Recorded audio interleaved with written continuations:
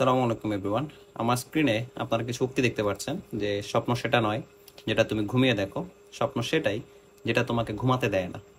তার পরবর্তী উক্তি যে কখনো কখনো জাতির সবচেয়ে ভালো মেধা ক্লাসরুমের শেষ বেঞ্চ থেকেও পাওয়া যেতে পারে। এবং লাস্টে যে উক্তিটা দিলাম, যদি সূর্যের মতো আলো ছড়াতে চাও আগে সূর্যের মতো জ্বলে নাও। আপনারা অনেকেই হয়তো এই উক্তিগুলো শুনেছেন বা কোথাও কোথাও দেখেছেন যে অনুপ্রেরণার জন্য অনেক সময় অনেকে আমরা এই উক্তিগুলো ব্যবহার করি। তো এই উক্তিগুলো যে দিয়েছেন তিনি আমার স্ক্রিনে আপনারা দেখতে পাচ্ছেন, অনেকে হয়তো বা চেনেন যে ডক্টর এপিজে আব্দুল কালাম। তিনি ছিলেন হচ্ছে ইন্ডিয়ার প্রেসিডেন্ট এবং অ্যাট দ্য সেম টাইম ইন্ডিয়ার স্পেস এবং হচ্ছে আপনার মিসাইলের যে সমস্ত উন্নতি সবকিছু সাধন করেছেন হচ্ছে এই মহান ব্যক্তি। বাট ওনার জীবনটা আসলে খুবই স্ট্রাগলে ছিল। তো আজকের এই ভিডিওতে আমরা চেষ্টা করব আপনাদের সাথে ওনার লাইফের কিছু ঘটনা শেয়ার করার জন্য, আসলে কিভাবে উনি এত উচ্চ পদে যান এবং কিভাবে শুরু করেন সেই বিষয় নিয়ে আপনাদের সাথে আজকে আমরা আলোচনা করব। শুরুতেই আমরা আপনাকে ওনার জীবনের প্রথম যে অংশটা, মানে একদম ছোটবেলা থেকে শিশুকাল থেকে যেভাবে ওনার বেড়ে ওঠা, সেটা নিয়ে আমরা আপনার সাথে একটু আলোচনা করতে চাই। তো ডক্টর এপিজে আব্দুল কালামের জন্ম হচ্ছে তামিলনাড়ুর রামেশ্বরের খুবই দরিদ্র একটা গ্রামে। হ্যাঁ, তো এই গ্রামে যারা বাস করতো তারা ম্যাক্সিমাম ছিল হচ্ছে খুবই গরিব এবং হচ্ছে মোটামুটি দারিদ্র সীমারও নিচে আর কি। তো ডক্টর এপিজে আব্দুল কালাম উনি 1931 সালের 15ই অক্টোবর এখানে জন্মগ্রহণ করেন এবং তার একটা মুসলিম পরিবারে জন্মগ্রহণ করেন। ডক্টর এপিজে আব্দুল কালামের ভাই বোন ছিল হচ্ছে 5 জন। তো 5 জনের মধ্যে তিনি ছিলেন হচ্ছে সবার ছোট এবং বাট অত্যন্ত মেধাবী। হ্যাঁ, ওনার বাবা ছিলেন হচ্ছে, যেমন নাম হচ্ছে যে জয়নুল আবেদিন। উনি ছিলেন হচ্ছে একজন বোট ওনার আর কি। তো উনি ওনার জীবিকা নির্বাহ করার জন্য যে নদীর এপার থেকে ওই পারে কিভাবে যাত্রী পারাপার করা যায় সেই কাজটা হচ্ছে ওনার বাবা করতেন আর কি। আর আপনারা খেয়াল করবেন ওনার নাম কিন্তু আমরা ম্যাক্সিমাম জানি যে আব্দুল কালাম, বাট ওনার নামের সামনে শুরুতে লেখা হয় ডক্টর এপিজে। হ্যাঁ, তো এপিজের ফুল মিনিং হচ্ছে আবুল ফকির জয়নুল আবেদিন। হ্যাঁ, এপিজে মানে হচ্ছে আবুল ফকির জয়নুল আবেদিন, তারপর আমরা বলি হচ্ছে আব্দুল কালাম, যে ডক্টর এপিজে আব্দুল কালাম মানে হচ্ছে আবুল ফকির জয়নুল আবেদিন আব্দুল কালাম। এই পুরো নামটা হচ্ছে ওনার আর কি। তো ছোটবেলা ওনারা আসলে খুবই একটা মিজারেবল লাইফ লিড করে। ঠিকমতো দেখা যেত ওনারা ঠিকমতো 3 বেলা খেতে পারতেন না। আবার অনেক সময় দেখা যায় যে ওনাদের পড়াশোনা করার জন্য লাইটের আলো থাকতো না।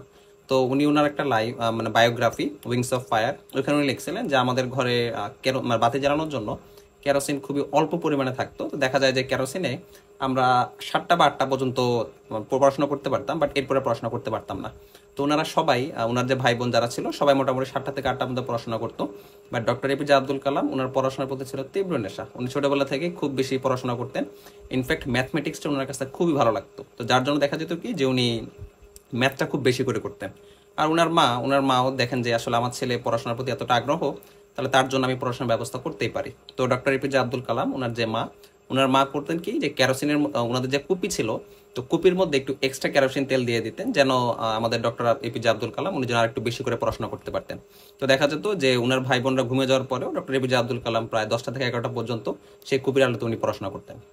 তো পড়াশোনা এটা ছিল ওনার মানে পড়াশোনার প্রতি কতটুকু আগ্রহ কতটুকু স্পৃহা সেটা জানানোর জন্য আর কি। আর আমাদের বর্তমান সমাজে তো আমরা পড়াশোনা করতেই চাই না, বাট এই সমস্ত লোক যারা আসলে তো বিখ্যাত হয় তারা আসলে পড়াশোনার প্রতি খুবই অনুরাগী ছিলেন আর কি। তো আরেকটা মজার কাহিনী, এটা উনি ওনার বায়োগ্রাফিতে লিখছেন যে আসলে ওনাদের একজন টিচার ছিল, ম্যাথ টিচার, যিনি ওনাদেরকে ম্যাথ পড়াতেন। তো ম্যাথ পড়ানোর জন্য উনি শর্ত দিছিলেন যে আমার কাছে যারা পড়তে চাও মানে ফ্রি অফ কস্ট, বিনামূল্যে পড়তে পারবে, কোনো টাকা দেওয়া লাগবে না। তো পড়ার জন্য শর্ত হচ্ছে খুবই সকাল সকাল আসতে হবে। আসার জন্য ভোর 4টার দিকে আসতে হবে। সকালে পড়াশোনা করার জন্য ভোর 4টার দিকে আসতে হবে।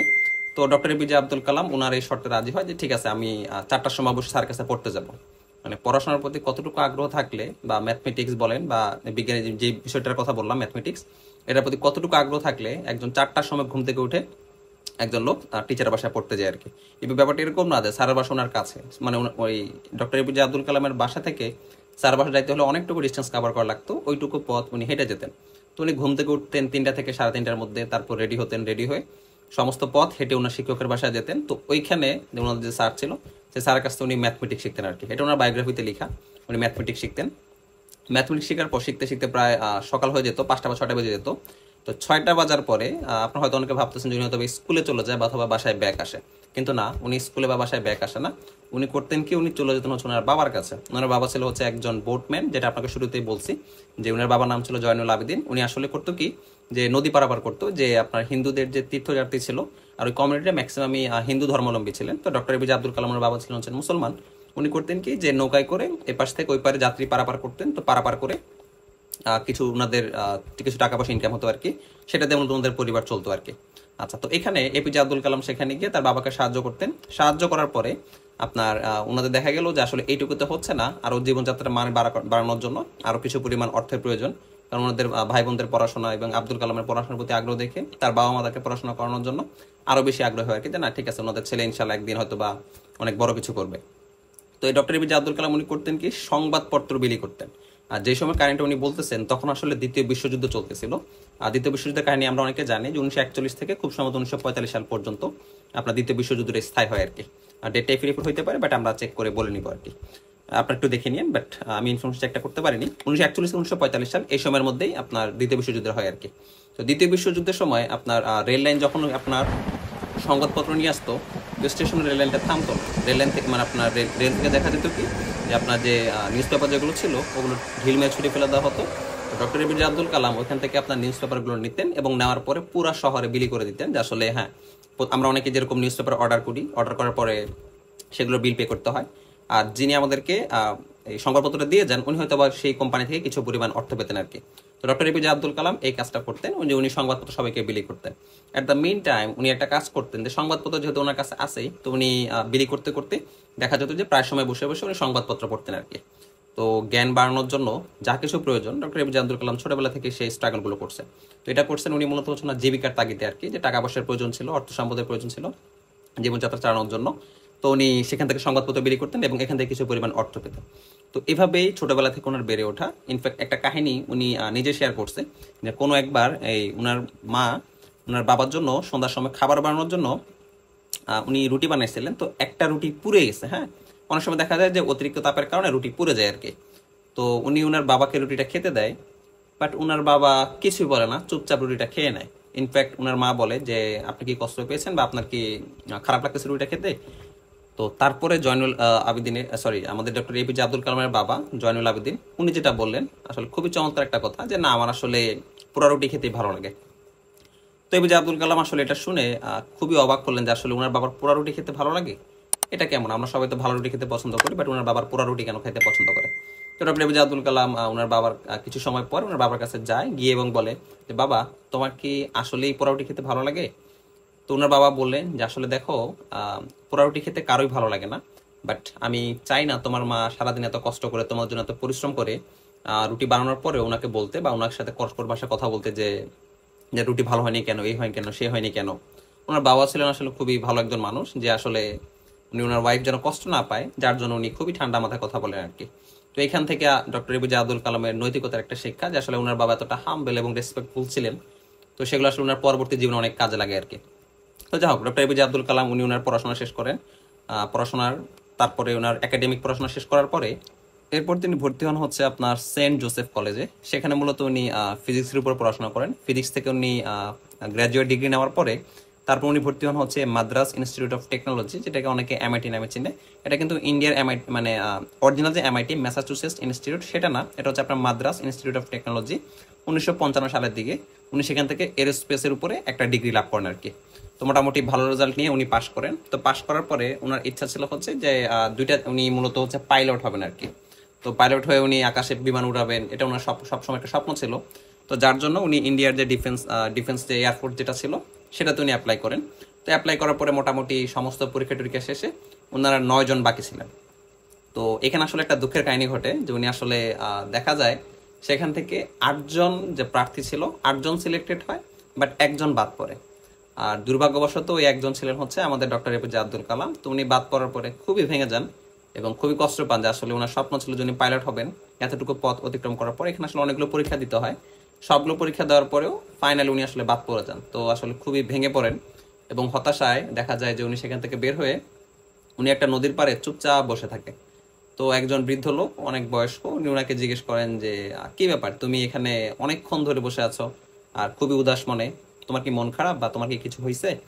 তো তখন ডক্টর এপিজে আব্দুল কালাম বলে যে আমি আমার পরীক্ষা ফেল করছি, আমার যে লক্ষ্য ছিল সেখানে আসলে আমি পাশ করতে পারি নাই, আমি একজন ফেইলিওর, আমাকে আমার জীবনের কোনো লক্ষ্য নাই আর কি।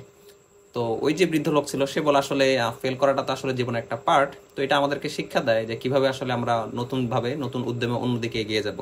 প্রতিটা প্রতিটা ইভেন্টই আসলে আমাদের লাইফের একটা পার্ট। এরকম কিছু মোটিভেশনাল কথা বলে ডক্টর এপিজে আব্দুল কালামকে উনি বুঝান আর কি।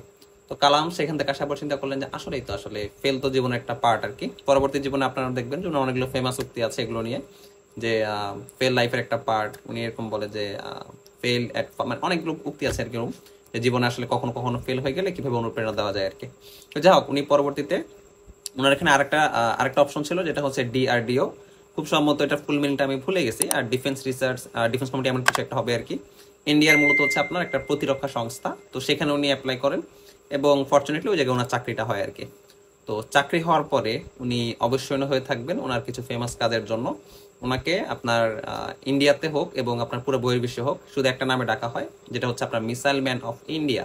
উনি দেখা যায় ওনার এক্সপেরিমেন্টগুলো করার জন্য, মানে উনি এতটাই শিক্ষানুরাগী ছিলেন যে উনি এক্সপেরিমেন্ট করতে করতে, রিসার্চ করতে করতে উনি ইন্ডিয়ার যে ব্যালাস্টিক ক্ষেপণাস্ত্র থাকে সেটার প্রচন্ড উন্নতি সাধন করেন। এবং ইন্ডিয়াতে প্রথম একজন মানুষ যিনি আসলে স্যাটেলাইটে মিসাইল লঞ্চ করার জন্য সেটার প্রথম মানে কর্ণধার হচ্ছেন উনি আর কি। তো উনি এটা নিয়ে অনেক কাজ করেন, তারপরে আপনার অনেক খ্যাতি অর্জন করেন যে আসলে হ্যাঁ ইন্ডিয়া তো এখন মিসাইল ক্ষেত্রে অনেক এগিয়ে গিয়েছে আর কি। মানে ওনার রিসার্চের ফলে বা এক্সপেরিমেন্টের ফলেই দেখা যায় যে ইন্ডিয়ার ডিফেন্স যে লাইন আপটা সেটা আসলে অনেক উন্নতি পায় আর কি। এবং ফাইনালি দেখা যায় 2002 সালে উনি পুরো ইন্ডিয়ার প্রেসিডেন্ট হয়ে যায়। আপনারা জানেন যে প্রেসিডেন্ট কিন্তু আসলে খুবই সম্মানিত একটা পদ। উনি আসলে পুরো দেশের 1 নম্বর ব্যক্তি আর কি। উনি ইন্ডিয়ার প্রেসিডেন্ট হয়ে যায়। তো প্রেসিডেন্ট হওয়ার পরে ইনফ্যাক্ট পরবর্তী লাইফ উনি সৎ এবং নিষ্ঠার সাথে ওনার কর্ম সম্পাদন করেন। এবং ইন্ডিয়ার মানুষ সবসময় ওনাকে স্মরণ করে রাখবে আজীবন, যে একজন সৎ এবং নিষ্ঠাবান প্রধানমন্ত্রী, না তো রাষ্ট্রপতি হিসেবে আর কি। তো রাষ্ট্রপতি থাকাকালীন ছোট একটা ঘটনা শেয়ার করে, যে আপনার আমরা যখন রাষ্ট্রপতি থাকি, মানে কেউ যদি রাষ্ট্রপতি থাকে তো দেখা যায় যে তার যদি কোনো ফ্যামিলি মেম্বার সেখানে যদি আপনার বেড়াতে আসে, তো সবকিছু মূলত রাষ্ট্রীয় খরচে সম্পাদন করা হয় আর কি। তো ডক্টর এপিজে আব্দুল কালামের মানে কি বলবো, এটা ফ্যামিলি মেম্বার যখন হচ্ছে আপনার সেখানে বেড়াতে আসে, তো তাদের জন্য অবশ্যই রাষ্ট্রীয় গাড়ি বুক করা থাকে।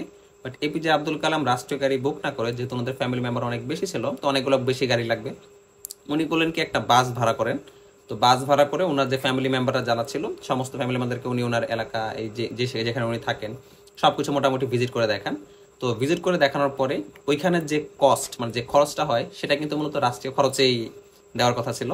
বা ডক্টর এপিজে আব্দুল কালাম ওটা রাষ্ট্রীয় খরচে না দিয়ে ওনার যে ব্যক্তিগত যে সঞ্চয় ছিল সেখান থেকে মিটিয়ে দিতে বলেন, যে না এটা এরা হচ্ছে আমার ফ্যামিলি মেম্বার, এতে যে কস্ট সেটা সম্পূর্ণ আমি নিজে বহন করব, রাষ্ট্রীয় কোষাগার থেকে সেখানে যেন কোনো সম্পদ দেওয়া না হয়।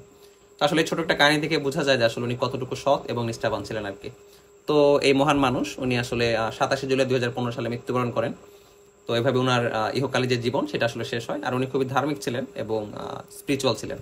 তো ইন দ্য মিন টাইম উনি যখন রাষ্ট্রপতি থেকে অবসর করেন, অবসর করে থেমে থাকেন নাই, উনি অনেকগুলো সেমিনারে যেতেন, সেমিনারে গিয়ে মানুষকে অনুপ্রেরণা দিতেন যে কিভাবে জীবনের লক্ষ্য সম্পর্কে স্থির হওয়া যায়, কিভাবে মানুষ ব্যর্থ হওয়ার পরেও পুনরায় কামব্যাক করা যায়।